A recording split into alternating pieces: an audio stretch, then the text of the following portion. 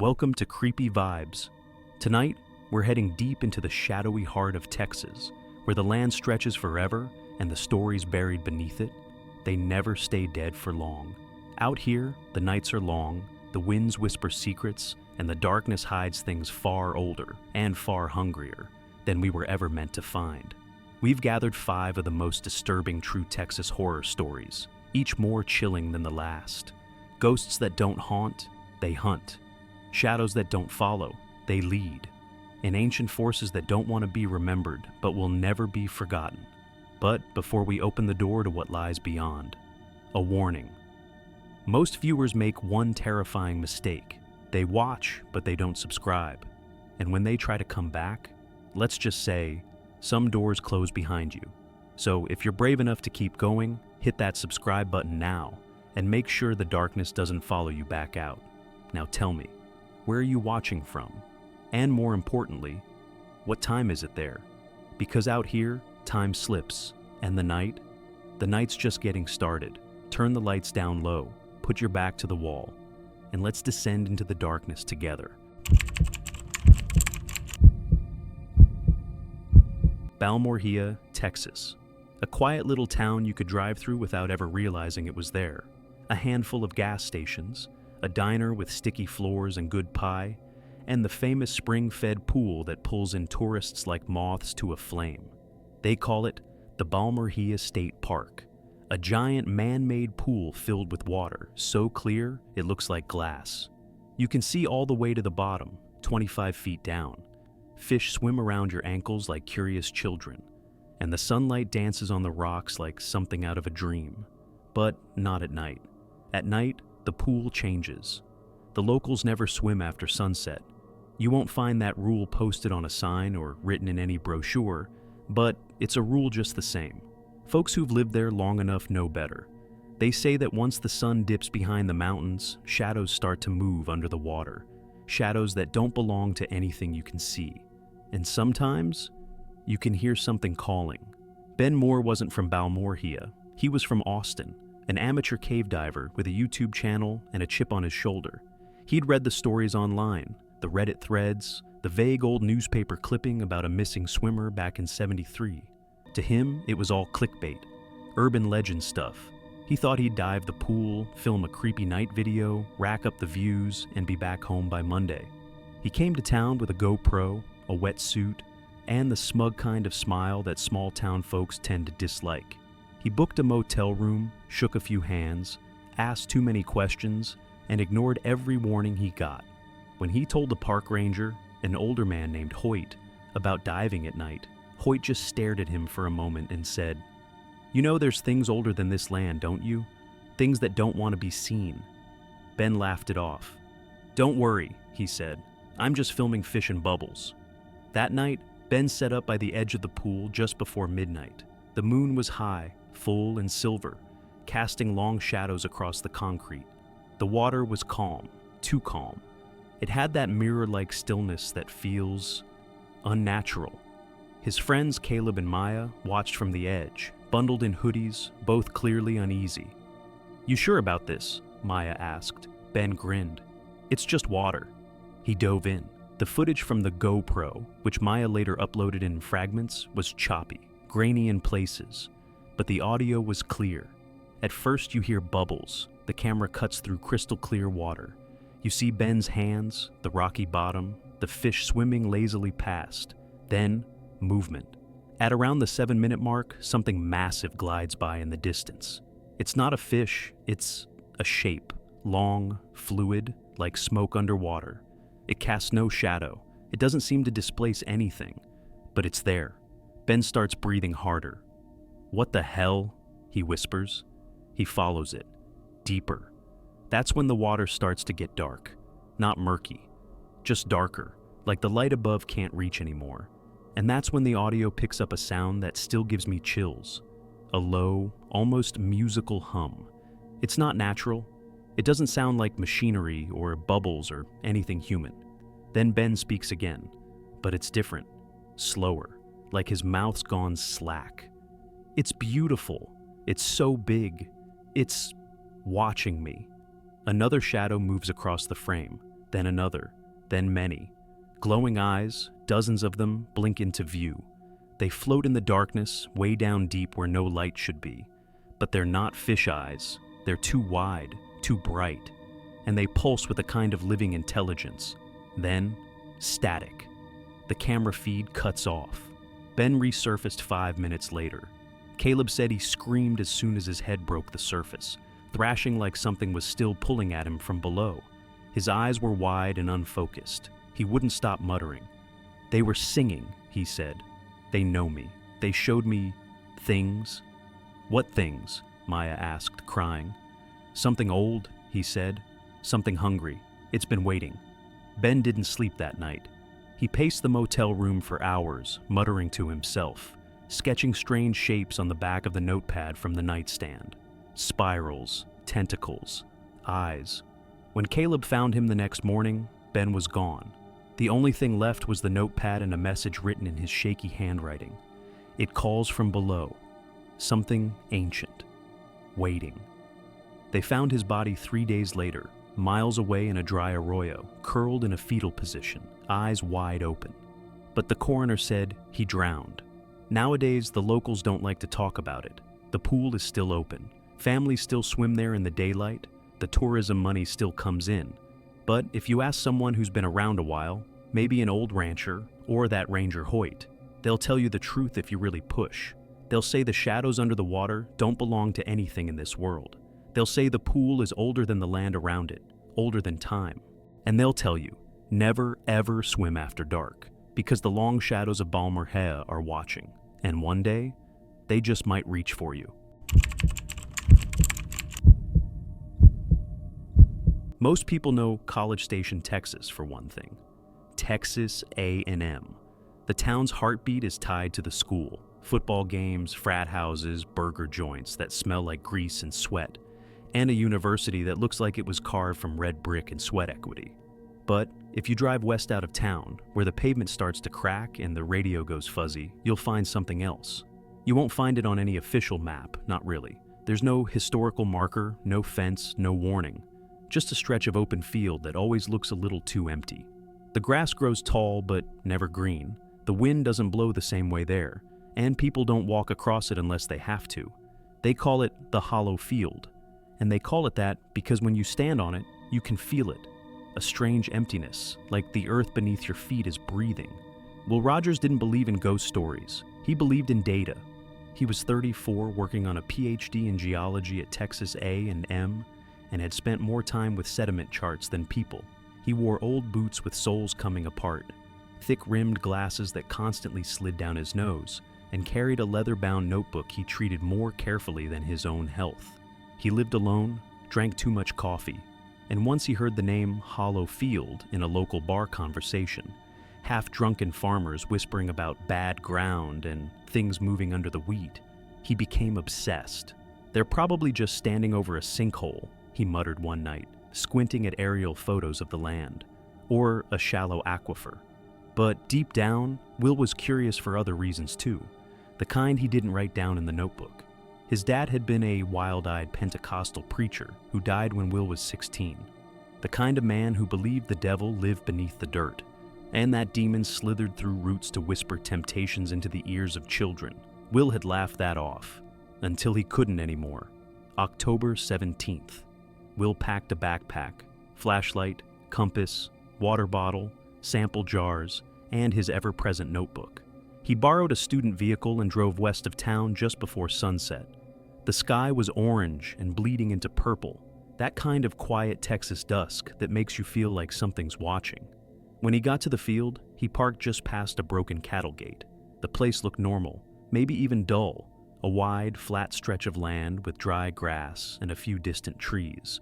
But when he stepped out of the car, he noticed the first strange thing. There was no sound, no crickets, no wind, not even the dull hum of far-off traffic.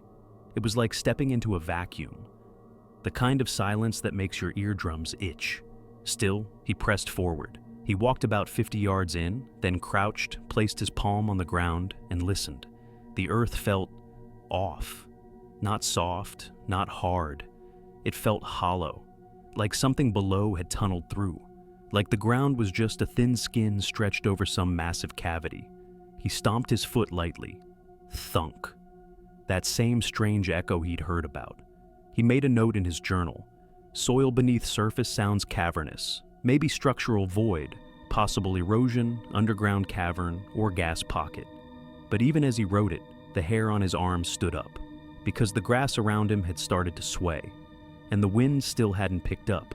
By the time night fully fell, the temperature had dropped fast. His breath misted in the air, even though the forecast said 67 degrees. His flashlight flickered. He tapped it. It flickered again. Then he heard it. Scratching.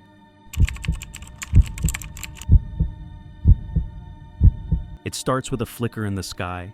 Not lightning, not heat lightning either. Just flickers. Pale blue glows that flash once, maybe twice, then vanish like they were never there. You'll miss it if you blink. The locals near that patch of deep woods, way out past the northern edges of Dallas, call them ghost lights. Some say it's swamp gas or some kind of weird weather. Others know better. They say when those lights come, the shadows follow. But not your normal shadows. These move wrong, they twist, they slither, they crawl up trees across the forest floor, even up your legs if you stand still too long. Some say they can even wear your face. September 9th, 2023. That was the night 6 hikers went into those woods. They weren't tourists, just locals, early 20s, college kids mostly.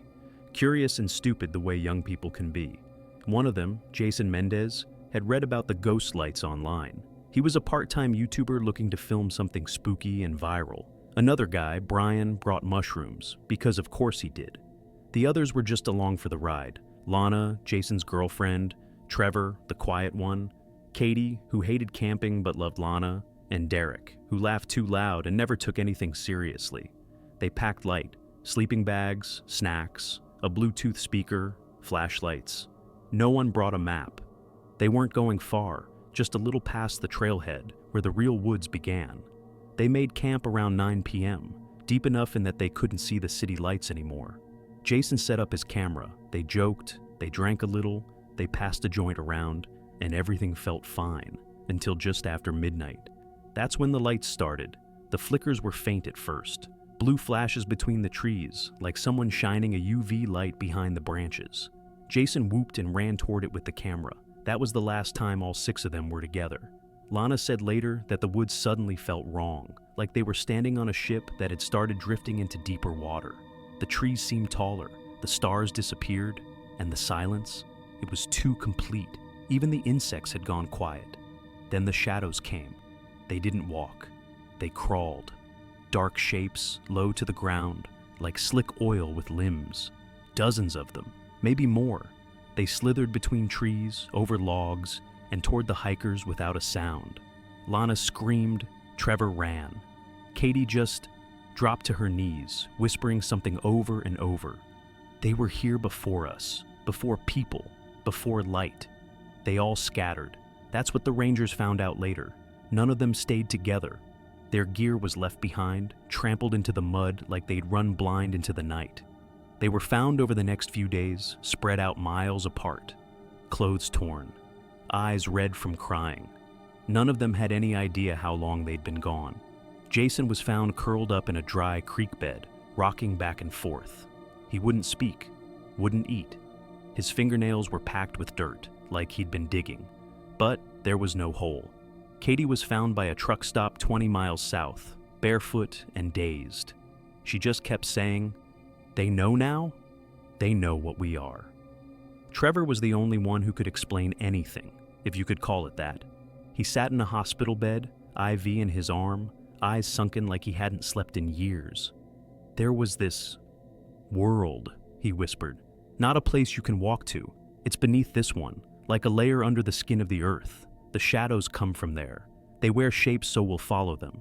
But they're not people. They never were." He leaned in close to the nurse and whispered one last thing before going silent forever. They were watching.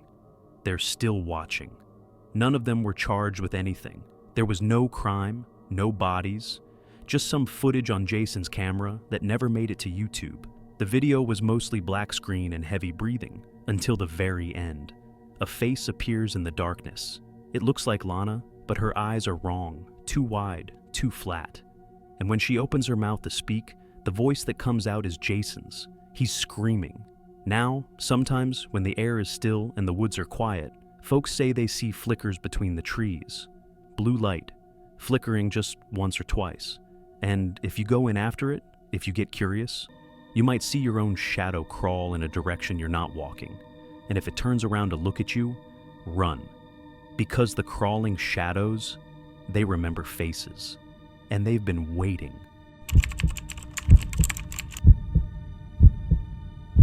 Everyone knows Palo Duro Canyon is beautiful. The second largest canyon in the US, they call it the Grand Canyon of Texas. Red rocks, jagged cliffs, ancient paths carved by time and water. Tourists come for the views. Locals come to hike, camp, or clear their heads. It's the kind of place that makes you feel small in a good way. But deep inside, past the marked trails, the warning signs, and the weathered park maps, there's a part of Palo Duro that's been forgotten. Not by nature, but by people. It's the kind of place you don't hear about in brochures, not even in ghost story blogs. They call it the Grove, and if you ever hear about it, you've already gone too far. Harlan Tate wasn't a reckless man. At 54, he was cautious, methodical, the kind of guy who double-checked locks and saved every receipt. A former high school science teacher who had turned to hiking after retirement. Alone, mostly, it gave him peace. He'd explored every marked trail in Palo Duro over the years, but what brought him back in October of 2022 was something stranger. A rumor, a whisper on an online forum, a mention of a place that shouldn't exist. A grove of black trees deep in the canyon, trees that bleed, trees that breathe. It was the kind of nonsense most folks scroll past, but something about it stuck with him.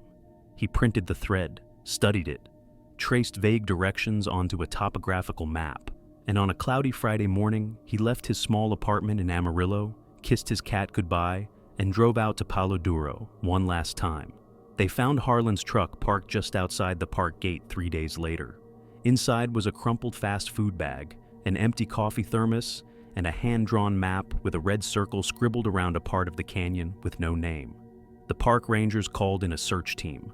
Dogs, drones, helicopters. Nothing. Until day 5, when Ranger Eli Carter, a man with 20 years on the job, wandered into a place he swore wasn't there before. It was a grove, a strange one. The trees weren't just dark, they were black, coal black, and twisted like they'd been grown in pain. No leaves, no insects, no birds. Just dead silence and dirt that smelled like wet rust. In the middle of it all, they found a torn backpack, a shattered GoPro, and 2 boots, neatly placed side by side.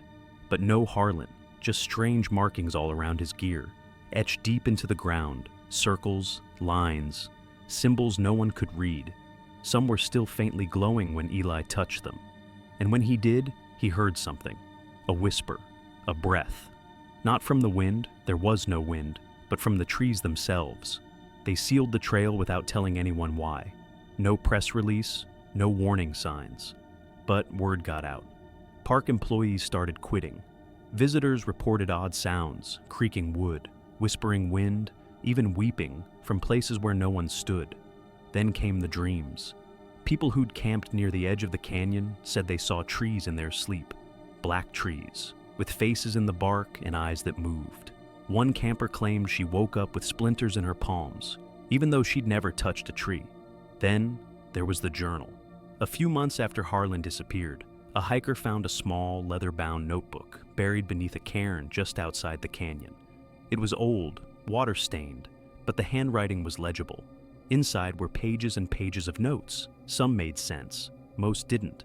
But one entry stood out, written in big, looping letters that filled an entire page. They're not trees, they were never trees. They're something pretending to be, something old, something buried, and now they're waking up. A geologist who reviewed soil samples from the area where the grove was found claimed the trees were not native to the canyon, or anywhere on Earth for that matter. They had no rings, no visible root system. And the bark? It wasn't wood. It was some kind of organic flesh, hardened over time. But the samples were stolen 2 days after arriving at the lab. The geologist went missing the same week, and then people started reporting the black trees in other places. A man in Lubbock saw them outside his apartment window, reaching up toward the sky during a lightning storm. A child in Plainview woke screaming, saying a tree with fingers had touched her face. A woman hiking near Amarillo swore she saw one move when her back was turned, closer each time she looked. If you go to Palo Duro now, the rangers will tell you to stick to the trails. They'll smile politely, hand you a map, point you toward the scenic overlooks. But if you go too far, if you hear the trees creak when there's no wind, or if the shadows feel like they're breathing, turn around. Because some places weren't meant for people. Some forests aren't forests at all. And the black trees, they remember who woke them up. The Llano Estacado isn't just a place. It's a kind of silence. A wide, flat desert that stretches across parts of West Texas and New Mexico, like a forgotten sheet of time, untouched and unmoved. No trees, no rivers, just sky and dirt and wind. And an unspoken sense that you're never truly alone out there. When the sun sets on the Llano, it doesn't get dark. It gets swallowed. The stars appear slow, and the land below seems to hold its breath. Ranchers who've lived there all their lives, men who've seen droughts, tornadoes, and wildfires, don't like to talk about the nights when the air goes still and the coyotes won't howl. That's when the stories come alive, the stories about him. They call him the Phantom Ranch Hand. Some say he was a cowboy who got lost in a blizzard and froze to death. Others say he made a deal with something buried deep in the earth, something old and hungry. No matter the version, one thing never changes. He rides alone, on a skeletal horse, across the flats when the moon is gone and the stars look too sharp. You don't hear him coming. You just feel it. A pull, like something in your stomach turns sideways. And if you see him, it's already too late. Eli Mercer was the kind of man folks called the last real cowboy. Big hands, sunburned face, skin like worn leather. He didn't own a smartphone, didn't care for politics, and didn't go into town unless he had to. He was born on that land, raised on it, and he'd die on it too, if he had his way. The Mercer Ranch had been in his family for 4 generations, and Eli knew every fence post and dry creek bed like the back of his hand. But even Eli had heard the stories. He just didn't believe them. Ghosts, cursed riders, haunted plains. That was the kind of thing folks in Lubbock or Amarillo might whisper about after a few beers. Eli didn't have time for that. He had cattle to feed and fences to fix, but there was one night, when he couldn't ignore it anymore. It was the end of October, the kind of night when the cold comes in early and settles on your shoulders like a warning. The moon wasn't out and the wind was dead. Not just calm, dead. That was what struck Eli first. It wasn't just quiet. It was like the whole world had stopped breathing. Eli had been out fixing a busted gate near the east pasture. He was getting ready to head back when he saw something. A rider, way off in the distance. Just a shape on horseback, moving slow across the flats. It didn't make sense. No one rode out there at night. Not unless they wanted to end up broken, lost, or worse. But there the figure was, real as anything, drifting through the low fog like a ghost on rails. Eli squinted. The horse looked wrong, skinny, too skinny. And it wasn't walking or trotting. It was gliding, smooth, no sound. Against his better judgment, Eli saddled up and went after it. He didn't tell anyone, didn't bring a flashlight. He just rode into the night, following the shape, trying to make sense of what he was seeing. The deeper Eli rode into the Llano, the stranger everything felt. The grass started to change color in the moonless dark. It wasn't green anymore. It was black and sharp, and it seemed to shiver when he passed. The air turned cold, not cool but wrong. It tasted like old pennies and burnt wood. And then there were the sounds. Not hooves, not wind, not animals, but something else, deep, distant. Like something moving under the earth, shifting in its sleep. The horizon started to flicker. Eli rubbed his eyes, but it didn't help. The stars seemed to blur. The land twisted in odd ways, and a pressure built behind his eyes, like his brain didn't want him to keep looking forward. Then, without warning, the rider stopped. Eli slowed his horse. The figure just sat there, turned slightly toward him. Head low, wide-brimmed hat shadowing the face. And that's when Eli noticed the horse wasn't breathing. Eli called out, "You all right, friend?" No answer. He moved closer. At 20 feet away, his horse froze. Wouldn't go another step. Eli dismounted and walked the rest. Every step felt like a mile. His boots sank into the dry ground like it was wet clay. The silence grew so heavy, it rang in his ears. His skin tingled like static. Something was watching him from every direction and from below. He got within 10 feet of the rider and saw its face. It wasn't a face, just hollow sockets where eyes should be. Skin like rotted parchment. No mouth, but somehow it spoke. Not aloud, but inside Eli's skull, like a whisper crawling across his brain. The land has forgotten. Then everything went black. They found Eli 2 days later, sitting in the middle of a patch of grass near the east fence line. His horse was gone. His boots were gone. His face was pale like chalk, and his eyes didn't blink. For a full day, he said nothing. When he finally spoke, all he could say was, "It's still out there, riding, waiting." Eli never rode again. He sold the ranch to his brother, moved into a small house in Lubbock, and took up painting, something no one ever expected. The only thing he painted? Wide, empty landscapes. And somewhere in the distance, always faint, always blurred, was a lone rider on a skeletal horse, riding across a forgotten plain under a black sky. They say if you stand on the Llano Estacado on a moonless night and the wind suddenly dies, you might see him too. A flicker on the horizon. A figure on a pale horse drifting just beyond reach. If you do, whatever you do, don't follow. Because some riders are searching for something they lost. And others? They're just looking for someone to take with them.